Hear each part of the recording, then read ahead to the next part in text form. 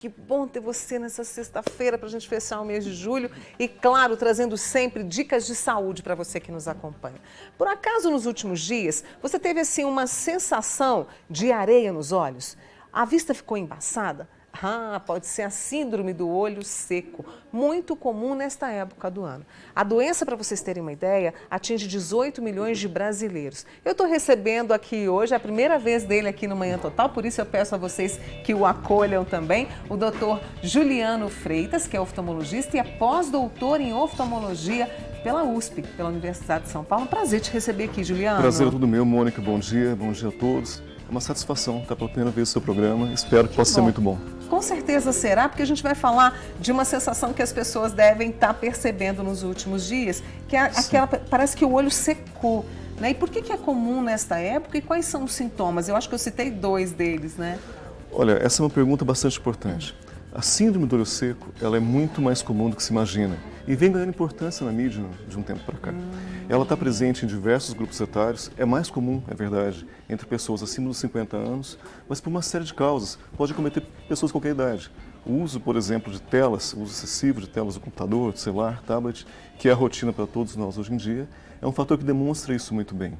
E nessa época do ano, pessoas que às vezes têm uma forma muito leve, que passa de maneira despercebida durante boa parte do ano, em épocas mais secas, mais frias, têm esses sintomas de maneira mais evidente. Os principais sintomas, como você disse, sensação de areia nos olhos, eventualmente o olho um pouco mais vermelho. Pessoas que têm quadros alérgicos costumam ter exacerbação dos sintomas, mais coceira nos olhos nessa época. O que mais? Eventualmente, depender da gravidade, embaçamento é importante. Principalmente no fim do dia, né, doutor Juliano? Exatamente. Ainda mais aquelas pessoas que ao longo do dia, na jornada de trabalho, utilizaram grandemente o computador. E aí, bom, veio, né? Os sintomas vieram. O que eu posso fazer? Porque há um tratamento, esse tratamento eu preciso procurar um especialista, como é que ele é? Olha, é um tipo de situação, quadros mais leves, normalmente eles podem começar com o uso de lubrificantes oculares, existem diversos no mercado. A maioria deles não demanda nenhum tipo de prescrição específica, mas o direcionamento do tratamento, ele sempre pode ser conduzido por um oftalmologista. Porque o olho seco não é uma condição única, mas uma condição muito diversa. Desde, por exemplo, uma pessoa mais idosa que tem olho seco associado ao próprio envelhecimento, ou uma pessoa jovem que tem um olho seco muito leve, por exemplo. A moça que utiliza contraceptivos orais, de repente, começou com o olho seco algumas semanas após o uso da medicação. Então, o oftalmologista... né, doutor Juliano? Exato, exatamente. O oftalmologista, ele tem todas as condições de determinar a causa, o tipo e direcionar o tratamento, fazendo com que o tratamento seja mais eficiente e, logicamente, interfira-se menos a qualidade de vida do paciente. Sem dúvida nenhuma. E aí essa questão, por exemplo, de trabalhar o dia todo, né? Eu trabalho praticamente a metade do dia com o computador e também no celular muitas vezes. E assim, eu acho que é a rotina de muitas pessoas, gente, né, Juliano? Sim. E aí, estou com o olho seco, estou prescrita com o colírio. E no meu dia a dia, o que eu faço, né? É possível evitar? Olha, existem alterações ambientais que podem ser identificadas, por exemplo, aquelas pessoas que tenham alergias oculares. Você afastar a pessoa dos fatores que precipitam crises alérgicas, amenizam os sintomas de olho seco.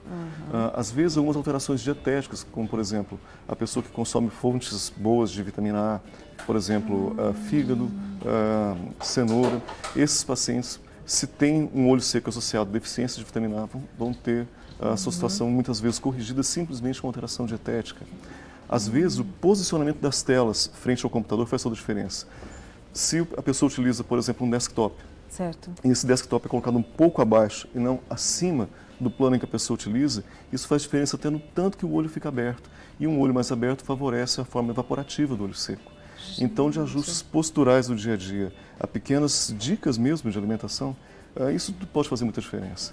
E é nesse sentido que a participação do oftalmo pode ajudar muito. Exatamente, porque às vezes o colírio vai servir ali para alguns dias e depois a pessoa recebe alta, vamos dizer assim. Agora tem algumas pessoas que têm que usar por um longo tempo. Essa é uma ótima pergunta. O tratamento com colírio, ele é um tratamento essencialmente sintomático.